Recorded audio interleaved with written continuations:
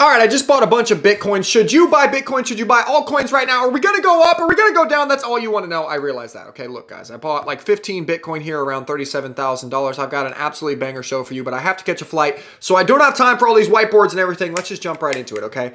On this show, you guys know I'm honestly an altcoiner at heart. You know, at the bottom here, I bought a ton of Fantom over here when Fantom was like $2. I rode this 22% move up here, crushed this trade, made like 100K on Fantom, which was absolutely amazing. And so when I'm buying Bitcoin, I'm kind of like, this is kind of boring. Like, I'm buying Bitcoin, woohoo. But the key to this video is like, this is not my main portfolio, guys. This is just kind of like an easy trade that I see here. I'm probably going to sell this around $40,700. We'll talk about that chart in like 14 seconds here. We'll talk about a bunch of other stuff. But at the end of the day, we got to figure out where's Bitcoin going to go here in the short term so that we can make the most money. If you want to supercharge any trade, you guys know that I usually just buy Fantom instead of buying Bitcoin. Like, I'll just look at the Bitcoin chart. I'll be like, okay, which way is Bitcoin going to go? Is Bitcoin going to go up or sideways or down? And if I think Bitcoin's going to go up, I'll buy some Fantom. I've done this like 4 times and I've made a lot of money doing this. And so it's just instead of using leverage, you can just buy the best, bounciest altcoin and just kind of bounce it around, baby. And that's what I'm doing. And so what I want you to focus on, because again, guys, I really have to go. So this is going to be a short video here, but I want you to focus on the things that actually matter. You guys know that I showed you about this buy wall here at $46,000 back before Christmas, and that's how I was able to pounce on Fantom before we made this move to $3. You guys know that I'm always talking about Jerome Powell and this money printer go burr meme and how this was affecting the price of Bitcoin headed into the FOMC conference. I thought he was honestly going to be a little bit more bullish with his words than he was, but still, we have more stuff coming in. We have Russia thinking they're going to probably buy Bitcoin. We have freaking Arizona trying to make Bitcoin legal tender. And I think that this graph really sums it up. I put this in another video. Like, none of you guys watched this video, so I just want to like double check that you saw this, because this is probably the best graph that I've ever made. Like, only 13,000 of you saw this. What is wrong with you guys?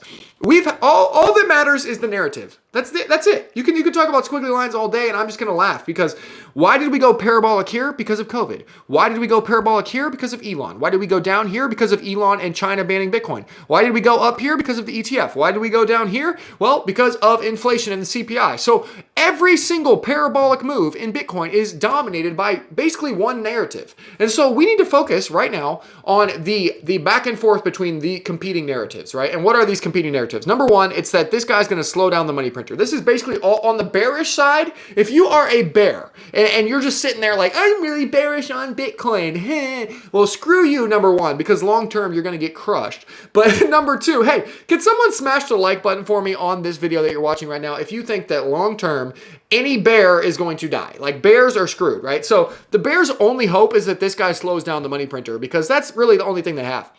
On the bullish side, we have legal tender. We have Putin. We have Russia trying to back Bitcoin. We have all of the stuff that Will Clemente is talking right here. We have Russia looking into it. Goldman Sachs is bullish. Google partnership with Coinbase. El Salvador is doing volcano bonds. Intel is creating mining chips. Like, there's a million different bullish things happening. And so throughout 22, I think we're going to have a battle between Jerome Powell and are we going to slow down the money printer, and all of these different bullish catalysts. And so what we need to figure out as a channel is not where are the moving averages and where's all this stuff, because at the end of the day, guys, it's very simple what is happening here. We've done the exact opposite of what we thought we were going to do, and so we need to just figure out, when is the narrative going to turn around? What is going to be the next narrative? We've seen like 6 narratives play out, and there's going to be another one. So I'm just looking and watching that. So why did I buy Bitcoin at $37,000 or whatever I bought it here? Well, first of all, Bitcoin is like a safe trade. Where the hell is it? Right here.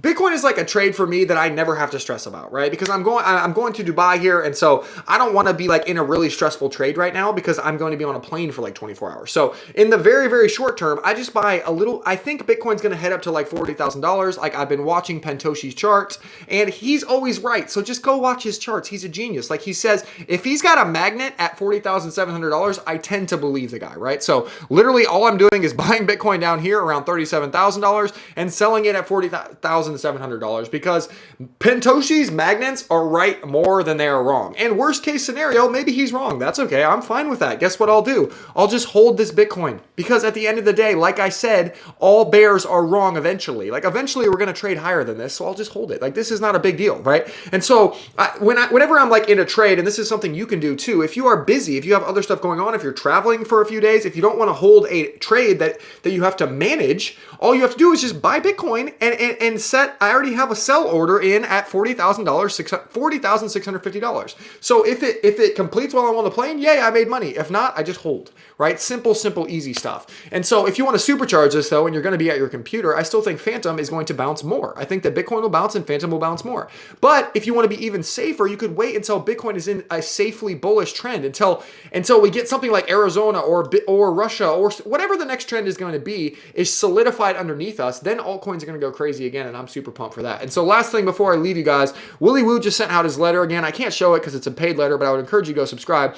And we've had the best on-chain analytics in a long time for Bitcoin recently. And so Will actually posted one of the charts that Willy included in his letter, and it's that whales are buying Bitcoin for the first time in a long time. As you can see, we have a pretty dramatic spike in whale entities who are buying, some fairly heavy whale buying over the last week. And so when you see the whales start to scoop up the coins, baby, whew, you know, on-chain data doesn't always predict it perfectly, right? Because I think there are things that are more powerful than the on-chain data, right? This guy being one of them, right? If this guy slows down the money printer, it doesn't matter what the on-chain data is, right? And that's kind of why we've had this downtrend recently. However, now that we've kind of hopefully bottomed out here, hopefully can someone smash the like button just to help me to, hopefully we've bottomed out, hopefully, right? Now that we've kind of bottomed out, maybe, you know, the fact that the whales are buying makes me a lot more bullish and able to make this quick little trade here. And so I'm going to make this quick little trade. I'm going to reevaluate when I get to Dubai. I've got a ton of collabs coming out. I got all kinds of crazy stuff happening. Go to blockfi.com/Kale. Pause your video right now and read this. These are all the reasons why I put my money in BlockFi, right? Because I want to earn free Bitcoin. I want to earn 9% interest. There's no chance of losing your coins. You should see how hard it is to like get your coins. Like there's like 18 layers of security. I love that. They have the best customer service in the industry. Shout out to my man Francisco. I've been working with him for years. Seriously, guys, you only get the free Bitcoin if you go to my link, blockfi.com/Kale. I don't promote them because I make so much money from this. Like, that's irrelevant to me. I do this because I've been using them for 3 years. They came on and said, Kale, I want to be the exclusive show sponsor. And I was like honored, honestly. I thought that associating myself with an amazing brand like BlockFi was just amazing, and I couldn't pass that up. So super excited, guys. Go check this out, and love you guys. I'll see you guys soon. Have a great day. Bye.